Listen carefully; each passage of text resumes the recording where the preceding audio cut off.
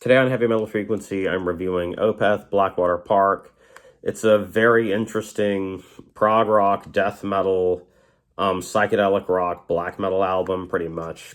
It's more death metal than black metal, so it's like death black metal. And so it's a very interesting Stockholm death metal album. Opeth, among a couple of other bands like Bloodbath and Catatonia, are considered Stockholm death metal as opposed to Gothenburg death metal, like bands like At the Gates.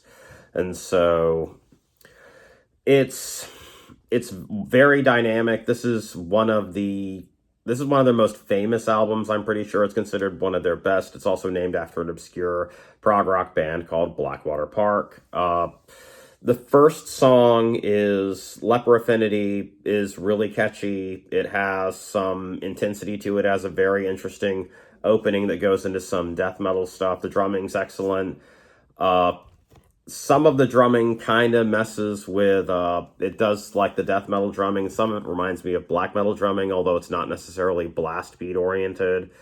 And then Michael Ockerfeld's vocals go into all kinds of different ranges. He has a huge vocal range. And he can do death metal, black metal, clean stuff. It's really cool. And then there's a fantastic guitar solo on it. Bleak, the second track, has a really dynamic feel to it. It has one of those ABA song structures, I feel like. In the first part's like progressive death metal, and then it goes into progressive rock with a really nice guitar solo and a little bit of jazz, and then it goes back into like death metal. Harvest is like a prog rock song. It's a little more straightforward for this album. The Drapery Falls is a very impressive feat of recording because it's like a psychedelic rock, prog rock song with some death metal, and it has a wall of sound guitar feel to it.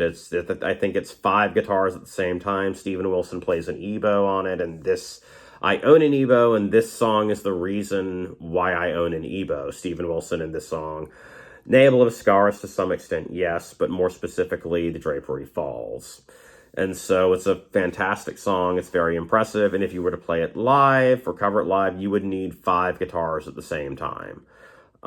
Dirge for November is another really interesting kind of ABA song, because A's like my interpretation of ABA and ABA, if you want to talk about music theory with me. No. So it starts with like a prog rock feel with a little bit of jazz, and it goes into progressive death metal, and almost has this like a slight like post metal vibe to it. But I think this predates post metal very slightly, but still. So it's psychedelic rock. It has this nice blurry texture to it, and then it has really interesting death metal portion, and then it goes into some jazz, like this slow jazz outro that's very, very nice. The Funeral Portrait is this really catchy prog death song with some black metal. I feel like the Funeral Portrait is one of the slightly more black metal heavy songs on here, and it's really, really catchy. It has a fantastic guitar solo on it. The acoustic part is excellent. The cleans,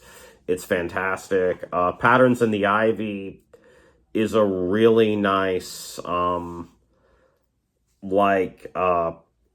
acoustic classical song that's very impressive. I really like it. It has like a jazz piano portion on it that's really nice, like classical and jazz combined. And finally, Blackwater Park, the title track. It's one of the first songs I ever learned on drums. I have a lot of nostalgia for it.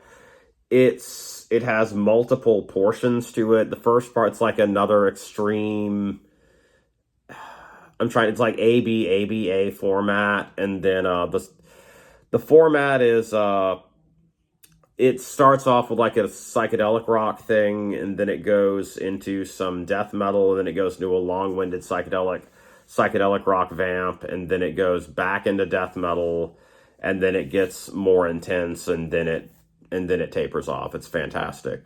The only thing with this album is this does not include the 2 bonus tracks, Patterns in the Ivy 2 and Still Day Beneath the Sun, which are fantastic. They're both